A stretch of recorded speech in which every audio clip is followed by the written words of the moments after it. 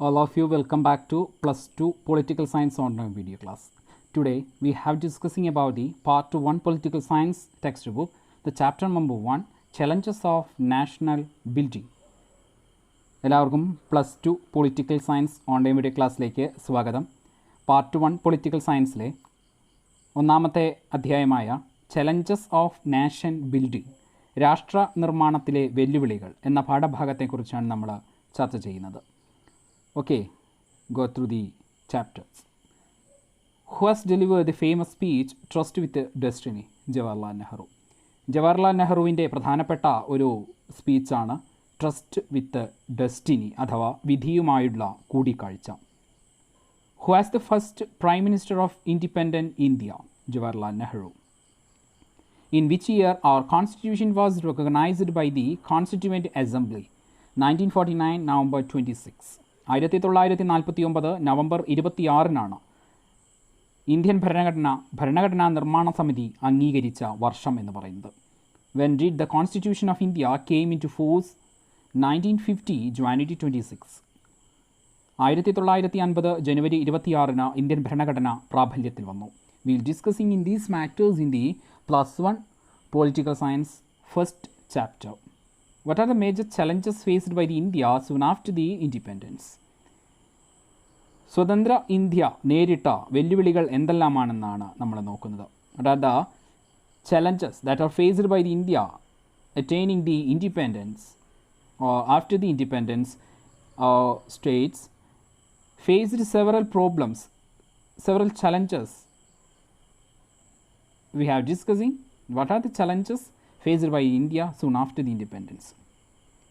സ്വതന്ത്ര ഇന്ത്യ നേരിട്ട വെല്ലുവിളികൾ എന്തൊക്കെയാണെന്ന് നമുക്കൊന്ന് പരിശോധിക്കാം. Following are the 3 major challenges faced India soon after independence. പ്രധാനമായിട്ടും 3 ചലഞ്ചസുകളാണ് ഇന്ത്യ നേരിട്ടത്. First one, nation building. ഒന്നാമത്തേത് രാഷ്ട്ര നിർമ്മാണമാണ്. Following are the major challenges of nation building. ഏതൊക്കെയാണെന്ന് നോക്കാം. Unification of people belongs to different culture, beliefs, religion, caste and languages.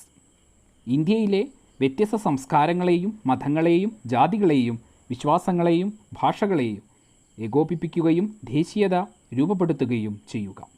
Communal riots followed by the partition. Indian Pakistan വിഭജനത്തെ തുടർന്നുണ്ടായ വർഗീയ ലഹളകളും കുടിയേറ്റങ്ങളും. Displacement of minority after the partition of the country. രാജ്യം വിഭജനത്തിന് ശേഷം മൈനോറിറ്റി വിഭാഗത്തിലെ ആളുകളുടെ അഭയാർത്ഥി പ്രവാഹം. Integration of princely states in the Indian union. നാട്ടുരാജ്യങ്ങളെ ഇന്ത്യൻ യൂണിയനിൽ ലയിപ്പിക്കുക.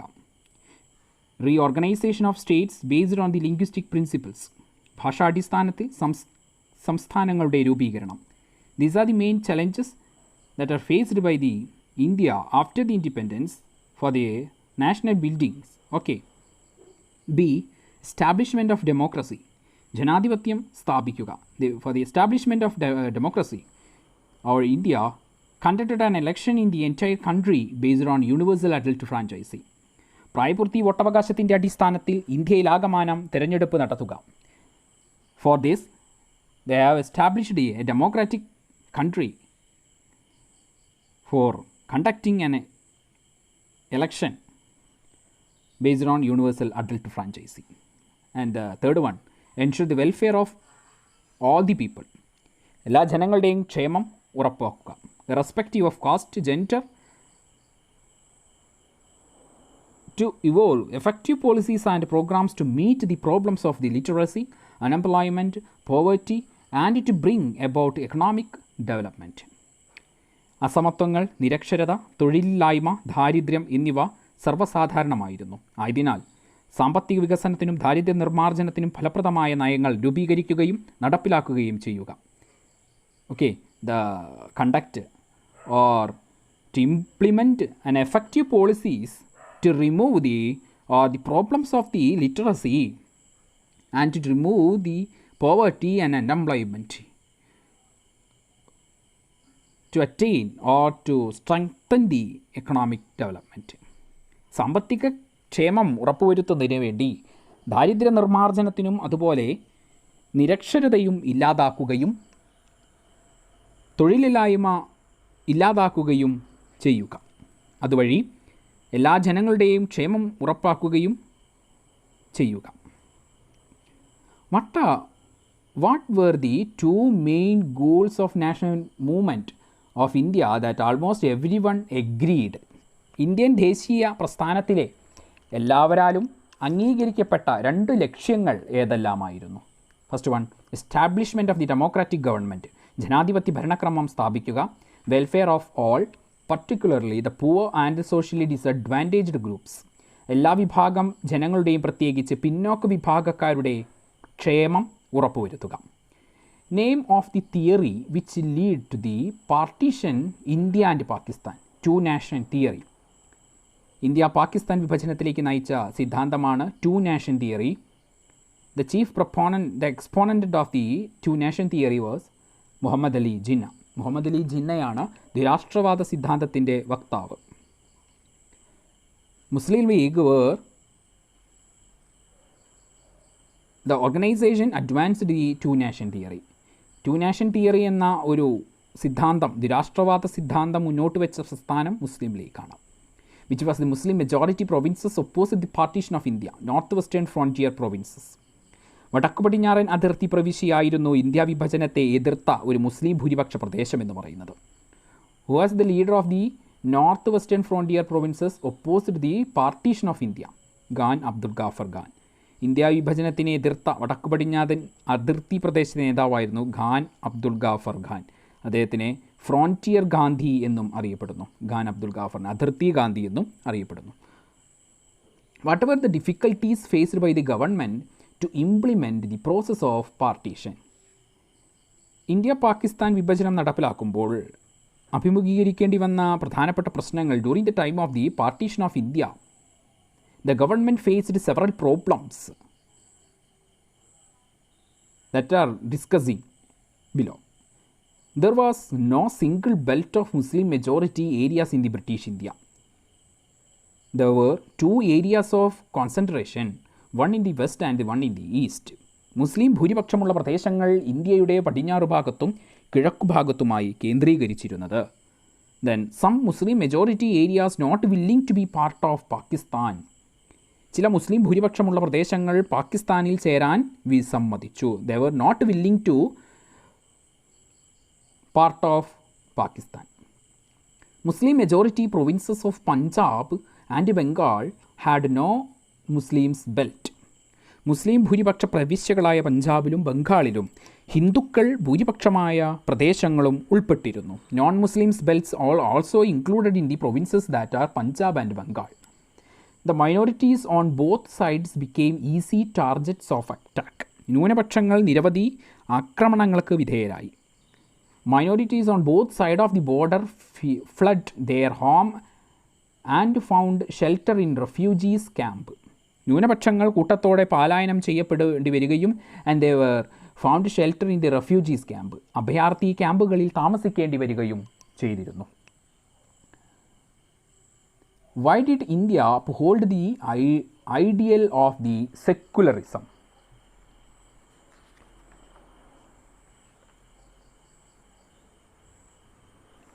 സെക്കുലറിസം എന്ന അല്ലെങ്കിൽ മതേതരത്വം എന്ന ഒരു ഐഡിയൽ ഗോൾ എന്തുകൊണ്ടാണ് ഇന്ത്യ ഉയർത്തിപ്പിടിച്ചിരുന്നത് എന്നാണ് പറയുന്നത്. Most of the leaders of the national movement believed that India must treat persons of all religion equally. Indian സ്വാതന്ത്ര്യ സമരത്തിൻ്റെ നാഷണൽ മൂവ്മെൻറ്റിൻ്റെ leaders are mostly believed that India treated all persons of all religions equally. There is no partiality between them. No one gave superior or inferior status based on their religious belief. അവരുടെ മതവിശ്വാസങ്ങളുടെ അടിസ്ഥാനത്തിൽ അവർക്ക് ഒരു superior or inferiority complex ഒരു status ഉണ്ടായിരുന്നില്ല. How many princely states were in India at the time of its independence? There are 565. 565 നാട്ടുരാജ്യങ്ങളായിരുന്നു India സ്വതന്ത്രമാകുമ്പോൾ ഉണ്ടായിരുന്നത്. Who played an important role in the integration of princely states in Indian Union? Sardar Vallabhbhai Patel. നാട്ടുരാജ്യങ്ങളെ Indian യൂണിയനിൽ ചേർക്കുന്നതിന് പ്രധാന പങ്ക് വഹിച്ച ആളാണ് Sardar Vallabhbhai Patel. Who was the first deputy prime minister and also home minister of independent India? Sardar Vallabhbhai Patel. ഇന്ത്യയുടെ ആദ്യത്തെ ഉപപ്രധാനമന്ത്രിയും and also is an home minister, ആഭ്യന്തരമന്ത്രിയുമായിരുന്നു ആര്? Sardar Vallabhbhai Patel. Most princely states merged in Indian union by signing a document known as instrument of accession. മിക്ക നാട്ടുരാജ്യങ്ങളും Indian യൂണിയനിൽ ചേർന്നത് ഒരു കരാർ പ്രകാരമായതിനെ ലയനക്കരാർ അഥവാ ഇൻസ്ട്രുമെൻ്റ് ഓഫ് അസഷൻ എന്നാണ് അറിയപ്പെടുന്നത്. Name of the princely states initially resisted to join the Indian union. Indian യൂണിയനിൽ ചേരുന്നതിന് വിസമ്മതിച്ച നാട്ടുരാജ്യങ്ങൾ എന്ന് പറയുന്നത് some provinces that were not joining the Indian union, they were standing independently. These are the states likewise Travancore, Junagadh, Hyderabad, Kashmir and Manipur. Travancore, Junagadh, Hyderabad, Kashmir and Manipur ഇത്രയും നാട്ടുരാജ്യങ്ങൾ Indian യൂണിയനിൽ ചേരുന്നതിന് വിസമ്മതിച്ചുകൊണ്ട് നിന്നതായിരുന്നു, സ്വതന്ത്രമായി നിൽക്കുന്നതിന് ആഗ്രഹിച്ചവരായിരുന്നു. Describe the circumstances that lead to the Hyderabad accession into India. Hyderabad Indian യൂണിയനിൽ ചേർക്കപ്പെടുവാനുണ്ടായ സാഹചര്യം എന്താണെന്ന് നോക്കാം. Hyderabad was a princely states in Indian territory. The Nizam of Hyderabad wanted an independent status for Hyderabad. അതായത് ഇന്ത്യൻ ഭൂപ്രദേശത്തെ ഒരു നാട്ടുരാജ്യമായിരുന്നു ഹൈദരാബാദ്. ഹൈദരാബാദിലെ ഭരണം നടത്തിയിരുന്ന ആൾ നൈസാമായിരുന്നു. അദ്ദേഹത്തിന് ഇന്ത്യൻ യൂണിയനിലോ പാകിസ്ഥാനിലോ ചേരാതെ സ്വതന്ത്രമായി നിൽക്കാൻ ആഗ്രഹമുള്ള ആളായിരുന്നു. But the people of Hyderabad started revolt against the oppressive rule of Nizam. എന്നാൽ ഹൈദരാബാദിലെ ജനങ്ങൾ നൈസാമിൻ്റെ ദുർഭരണത്തിനെതിരെ, the oppressive rule of Nizam, ദുർഭരണത്തിനെതിരെ കലാപം ആരംഭിച്ചു. Nizam used Razakars paramilitary force to suppress the revolt. Nizam എന്തു ചെയ്തു? കലാപത്തിനെ അടിച്ചമർത്തി റസാക്കർ എന്ന അർത്ഥത്തിൽ വരുന്ന സൈന്യത്തിനെ ഉപയോഗിച്ചു. Is a paramilitary force that are forced to suppress the revolt against the oppressive rule of Nizam started the people of Hyderabad. They murdered, maimed, raped and plundered mainly the non-Muslims. ഇവർ നടത്തിയ ക്രൂരതകളും കൊലപാതകങ്ങളും കൊള്ളയും കേന്ദ്ര സൈന്യത്തെ വിന്യസിക്കുന്നതിലേക്ക് വഴിതെളിയിച്ചു. These incidents forced the central government to send the army to the control of situation. In 1948 September, Indian army defeated Nizam's force and the Nizam were surrendered. This led to the Hyderabad's accession to India. അങ്ങനെ the central government sent a army to control the situation in 1948 September. 1948 സെപ്റ്റംബറിൽ കേന്ദ്ര government ഒരു സൈന്യത്തിനെ ഹൈദരാബാദിലേക്ക് അയക്കുകയും നൈസാമിൻ്റെ സൈന്യത്തിനെ പരാജയപ്പെടുത്തുകയും നൈസാമിനെ കീഴടക്കുകയും ചെയ്തു. ഇതുവഴി ഹൈദരാബാദ് ഇന്ത്യയുടെ ഭാഗമായി തീർന്നു. And next one, how did Manipur became the part of India? എങ്ങനെയാണ് മണിപ്പൂർ ഇന്ത്യയുടെ ഭാഗമായത്, ഇന്ത്യൻ യൂണിയൻ്റെ ഭാഗമായത് നോക്കാം. The Maharaja of Manipur Bodhchandra Singh signed an instrument of accession with the Indian government. മണിപ്പൂരിലെ മഹാരാജാവായിരുന്നു ബോധചന്ദ്ര സിംഗ് ഇന്ത്യയുമായൊരു ലയന കരാറിൽ ഒപ്പിടുകയും രാജാവായി തുടരുകയും ചെയ്തു. He surrendered the central subject to the union government but gained internal sovereignty over the states. എന്നാൽ ജനകീയ സമ്മർദ്ദത്തെ തുടർന്ന് അദ്ദേഹം 1948 തിരഞ്ഞെടുപ്പ് നടത്തുവാൻ മഹാരാജാവ് തീരുമാനിച്ചു. Under the pressure of the public opinion, the Maharaja held an election in Manipur in June 1948. In the Legislative Assembly, the State Congress favored integration of Manipur with India. അതായത് ലെജിസ്ലേറ്റീവ് അസംബ്ലിയിൽ മണിപ്പൂർ ഇന്ത്യൻ യൂണിയനിൽ ലയിക്കുന്നതുമായി ബന്ധപ്പെട്ട അഭിപ്രായ വ്യത്യാസങ്ങളുണ്ടായിരുന്നു. Assembly the states Congress favoured integration of Manipur with India but other political parties were opposite it. പക്ഷേ മറ്റ് പാർട്ടികൾ എന്ത് ചെയ്തു? ഇതിനെ ശക്തമായി എതിർത്തു. In 1948 September Indian army the government of India succeeded in persuading the Maharaja into signing a merger agreement in 1949 September. എന്നാൽ 1949 Maharaja bother Chandra Singh legislative അസംബ്ലിയുടെ അഭിപ്രായം ആരായാതെ കേന്ദ്ര സർക്കാരുമായി കൂടിയാലോചിച്ച് ഇന്ത്യൻ യൂണിയനിൽ ചേരുന്നതിനായി പ്രഖ്യാപിക്കുകയും ചെയ്തു. Thus Manipur became the part of India, which was the first part of India to hold an election based on universal adult franchise. Manipur ഇന്ത്യയിൽ ആദ്യമായി പ്രായപൂർത്തി വോട്ടവകാശത്തിൻ്റെ അടിസ്ഥാനത്തിൽ തിരഞ്ഞെടുപ്പ് നടന്ന പ്രദേശം എന്ന് പറയുന്നത് മണിപ്പൂരാണ്. Which Congress session of the Congress was recognized reorganization of states based on the linguistic principles. ഇന്ത്യയിൽ ആദ്യമായി ഭാഷാടിസ്ഥാനത്തിൽ സംസ്ഥാനങ്ങൾ രൂപീകരിക്കണമെന്ന ആവശ്യം മുന്നോട്ട് വെച്ച കോൺഗ്രസ് സമ്മേളനം എന്ന് പറയുന്നത് 1920 നടന്ന നാഗ്പൂർ സെക്ഷൻ ഓഫ് കോൺഗ്രസ് ആണ്. Describe the factors led to the State Reorganization Act in 1956. 1986 സംസ്ഥാന പുനഃസംഘടനാ നിയമത്തിലേക്ക് വഴി തെളിയിച്ച സാഹചര്യങ്ങൾ എന്തൊക്കെയാണെന്ന് നോക്കാം. What are the factors? Okay. After independence, protest began in several parts of the country demanding the formation of states based on the linguistic principles. സ്വാതന്ത്ര്യാനന്തരം ഭാഷാടിസ്ഥാനത്തിൽ സംസ്ഥാനങ്ങൾ രൂപീകരിക്കണമെന്നാവശ്യപ്പെട്ടുകൊണ്ട് നിരവധി പ്രക്ഷോഭങ്ങൾ ഇന്ത്യയുടെ പല ഭാഗങ്ങളിലായി ആരംഭിക്കുകയുണ്ടായി. The Vishalandra movement demanded a separate Andhra states for Telugu speaking people. Telugu സംസാരിക്കുന്നവർക്കായി ഒരു പ്രത്യേക സംസ്ഥാനം രൂപീകരിക്കണമെന്ന് ആന്ധ്ര സംസ്ഥാനം രൂപീകരിക്കണമെന്ന് ആവശ്യപ്പെട്ടുകൊണ്ട് വിശാലാന്ധ്ര മൂവ്മെൻറ്റ് പ്രക്ഷോഭം ആരംഭിച്ചു. Potti Sriramulu went on the indefined fast that led to his death after 56 days. ഇതിനായി നിരാഹാരമനുഷ്ഠിച്ച പൊറ്റി ശ്രീരാമലുവിൻ്റെ മരണം പ്രക്ഷോഭം ആളിക്കത്തിച്ചു. 56 ദിവസങ്ങൾക്കൊടുവിൽ he led to his death. This caused violent outburst in Andhra region. ഇത് ആന്ധ്രാപ്രദേശത്ത് പ്രക്ഷോഭങ്ങൾക്ക് വഴി തെളിയിച്ചു. Finally, the Prime Minister announced the formation of a separate Andhra state in 1952. ഇതിനെ തുടർന്ന് 1982 ആന്ധ്ര സംസ്ഥാനം രൂപീകരിക്കുന്നതിനായി Indian പ്രധാനമന്ത്രി പ്രഖ്യാപിച്ചു. Consequently, there were country-wide protests for linguistic states. These forced the central government to appoint a state reorganization commission headed by Fazl Ali in 1953. ഈ പ്രഖ്യാപനം മറ്റു പ്രദേശങ്ങളിലും ഭാഷാടിസ്ഥാനത്തിൽ സംസ്ഥാനങ്ങൾ രൂപീകരിക്കണമെന്നാവശ്യം ശക്തമാക്കി. ഇതേ തുടർന്ന് കേന്ദ്ര government central government were appointed and commission headed by the Fazl Ali. Government എന്ത് ചെയ്തു? 1953 ഭാഷാടിസ്ഥാനത്തിൽ സംസ്ഥാനങ്ങൾ രൂപീകരിക്കുന്നതിന് വേണ്ടിയിട്ട് ഒരു ഫസൽ അലിയുടെ നേതൃത്വത്തിൽ സംസ്ഥാന പുനഃസംഘടനാ കമ്മീഷനെ നിയമിച്ചു. സ്റ്റേറ്റ് റീഓർഗനൈസേഷൻ കമ്മീഷനെ നിയമിച്ചു. സംസ്ഥാന പുനഃസംഘടനാ കമ്മീഷൻ്റെ റിപ്പോർട്ട് ഭാഷാടിസ്ഥാനത്തിലുള്ള സംസ്ഥാനങ്ങളുടെ രൂപീകരണത്തിന് അനുകൂലമായിരുന്നു. The commission submitted its report in favor of reorganizing states based on linguistic principles. On the basis of the report, the State Reorganization Act passed in 1956.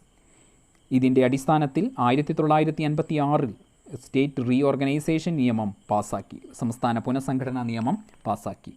ഈ നിയമപ്രകാരം Consequently, 14 states and 6 union territories came into exist. ഈ നിയമപ്രകാരം 1956 14 സംസ്ഥാനങ്ങളും 6 കേന്ദ്രഭരണ പ്രദേശങ്ങളും നിലവിൽ വന്നു. Who went on an indefined fast and died in the protest for the formation of Andhra state. Andhra സംസ്ഥാനം രൂപീകരിക്കുന്നതിന് വേണ്ടി നിരാഹാരം അനുഷ്ഠിച്ച് മരണമടഞ്ഞ വ്യക്തിയാണ് പൊറ്റി Sriramulu. Which is the first state in India formed on the basis of language? Andhra states in 1953. 1953 ഭാഷാടിസ്ഥാനത്തിൽ രൂപം കൊണ്ട ആദ്യ ഇന്ത്യൻ സംസ്ഥാനമാണ് ആന്ധ്ര സംസ്ഥാനം. In which year State Reorganization Commission was appointed? 1953. 1953 Fasal അലിയുടെ നേതൃത്വത്തിൽ സ്റ്റേറ്റ് റീഓർഗനൈസേഷൻ കമ്മീഷൻ രൂപീകരിച്ചു. Who was the head of the State Reorganization Commission? Fazl Ali. We will discussing earlier. In which year State Reorganization Act passed? In 1956.